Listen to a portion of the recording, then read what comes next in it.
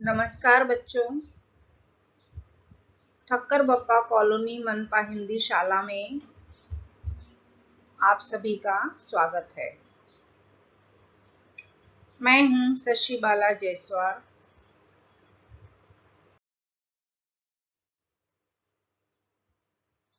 आज हम लोग कक्षा चौथी विषय परिसर अभ्यास भाग 2 उसका तीसरा पाठ है मराठा सरदार भोसलों का पराक्रमी घराना। इसके बारे में हम पढ़ेंगे और समझेंगे।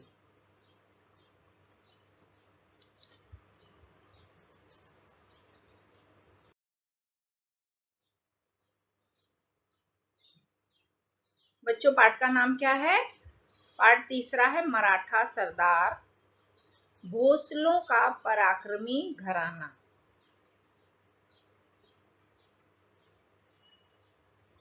अस्थिरता का समय।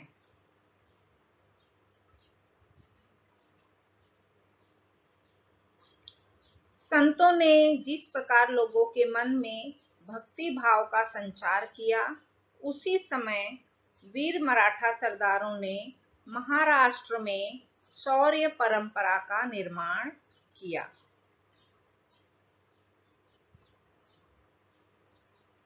वह समय अत्यंत ही अस्थिरता का समय था। महाराष्ट्र में बीजापुर के आदिल शाह और अहमदनगर के निजाम शाह के बीच हमेशा युद्ध होता था। युद्ध के लिए सेना की आवश्यकता होती थी।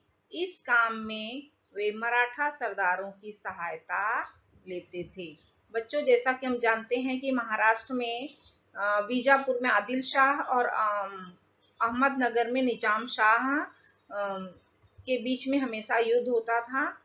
तो और युद्ध के लिए सेना की आवश्यकता तो पड़ती ही है, तो वो मराठा सरदारों को अपनी सहायता में लेते थे।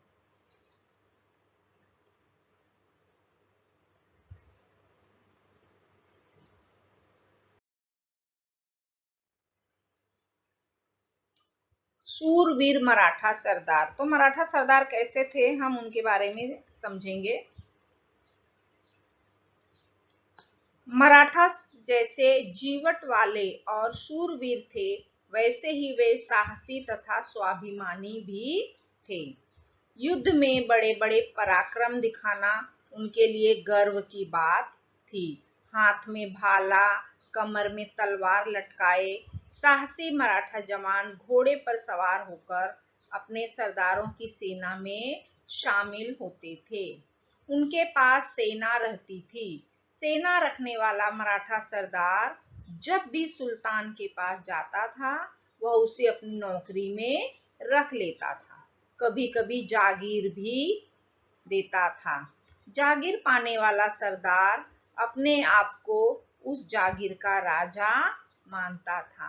तो ये जो मराठा सरदार है वो बहुत ही सूरवीर, साहसी और स्वाभिमानी भी थे, और वो बड़े बड़े पराक्रम दिखाते थे। उनके हाथ में क्या रहता था बच्चों? भाला, और कमर में तलवार लटका के हमेशा घोड़े पे सवार होकर सरदारों की सेना में शामिल होते थे। और उस समय जिनके पास सेना रहती थी और वो सेना लेकर मराठा सरदार जो है सुल्तान के पास जाते थे, तो सुल्तान उनको अपनी नौकरी में रख लेते थे और कभी कभी जागीर भी देते थे। तो और वो जो सुल्तान जागीर देते थे, वह सरदार उस जागीर का राजा माना जाता था।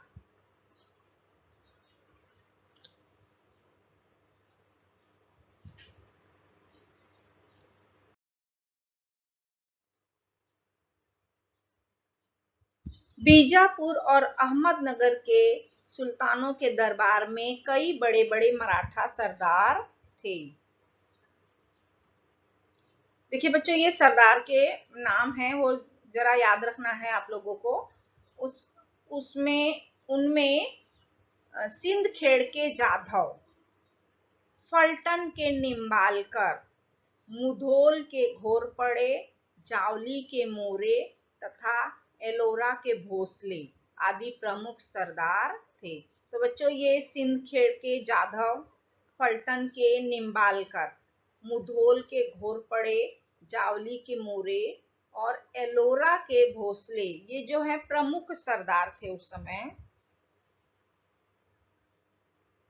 सिंदखेड़ के जादव देवगिरी के यादवों के वंशज थे। जो सिंदखेड़ के जादव थे वो किसके वंशज थे? देवगिरी के यादवों के वंशज थे। शिवाजी महाराज की माता जी जीजाबाई सिंदखेड़ के लखूजी जाधव की बेटी थी। तो जीजा माता कौन थी बच्चों? सिंदखेड़ के लखूजी जाधव की बेटी थी।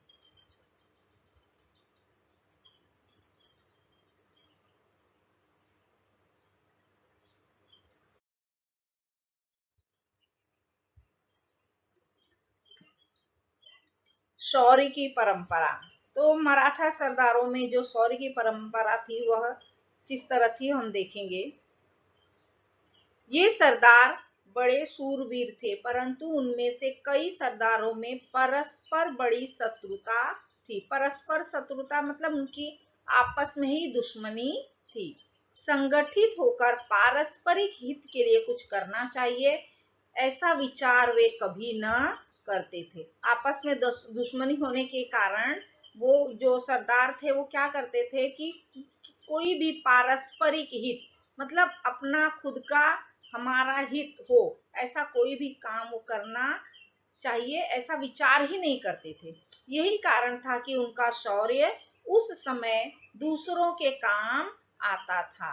लेकिन ऐसा होते हुए भी मराठा सरदारों ने महाराष्ट्र के हजारों जवानों में वीरता की भावना भरी। उन्होंने बहुत से पराक्रमी वीर तैयार किए। मराठा सरदारों ने महाराष्ट्र में शौर्य परंपरा को जीवित रखा। महाराष्ट्र के सूर घरानों में से एलोरा का भोसले घराना बहुत ही बहादुर निकला। तो बच्चों इसके पहले हमने देखा था ना, सिंदखेड़ के जाधव, फलटन के निम्बालकर, मुधोल के घोरपड़े, जावली के मोरे तथा एलोरा के भोसले, ये प्रमुख सरदार थे। लेकिन इनमें जो है एलोरा के भोसले घराना था वह बड़ा ही बहादुर निकला।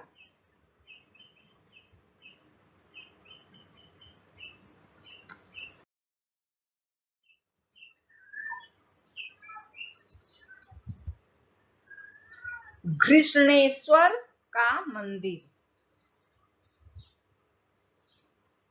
लगभग 400 वर्ष पूर्व की बात है।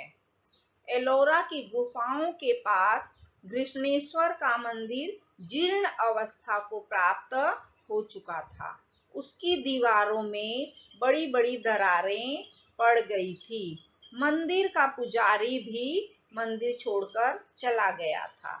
इतने महान देवता और उनके मंदिर की ऐसी दुर्दशा, उस मंदिर को देखकर भक्तों को बड़ा दुख होता था। आगंतुक भी पीड़ा से भर जाते, किंतु उसकी मरम्मत की बात कौन सोचता।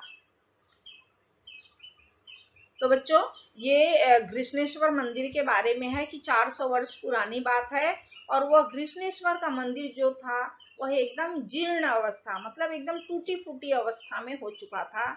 उसकी दीवारों में दरारें पड़ गई थी और यहाँ तक कि मंदिर का जो पुजारी था वो भी मंदिर छोड़कर चला गया था।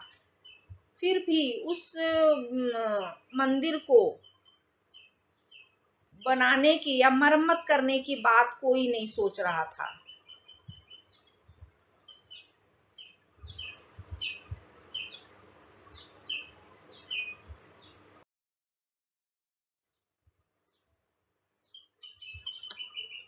एक शिव भक्त रोज नियम पूर्वक उस जीर्ण मंदिर में आता था। शिवलिंग पर बेलपत्र चढ़ाता था, हाथ जोड़कर अपने मन की इच्छा भगवान शिव से कहता था। एक दिन उसने मजदूरों को साथ लिया और मंदिर की जीर्ण दीवारों की मरम्मत करवाई। उसकी सारी व्यवस्था ठीक कर दी। घृष्णेश्वर का खोया हुआ वैभव लौट आया। यह सब किसने किया? कौन था वह शिव भक्त? वे थे मालोजी राजे भोसले। तो बच्चों, जब मंदिर एकदम जीर्ण अवस्था में था, तो वहां पर एक शिव भक्त रोज उस मंदिर में आता था और शिवलिंग को, आपको पता ही है, शिवलिंग को बेलपत्र चढ़ाया जाता था। तो वह शिवलिंग को बेलपत्र चढ़ाता था और अपने मन की इच्छा शिव से कहता था। फिर एक दिन उसने बहुत से मजदूरों को एक साथ लिया और उस मंदिर की जो जीर्ण दीवारें थी उनकी मरम्मत करवाई और उसकी सारी व्यवस्था ठीक कर दी। तो बच्चों, यह कौन था जिसने मंदिर की मरम्मत करवाई? यह थे मालोजी राजे भोसले।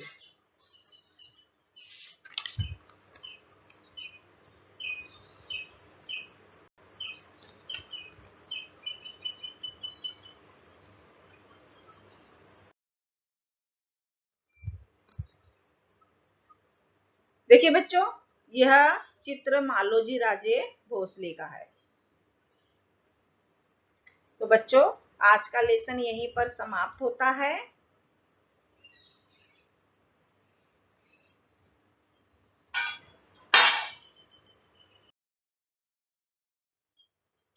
घर पर रहें, सुरक्षित रहें और अपना ख्याल रखें। धन्यवाद।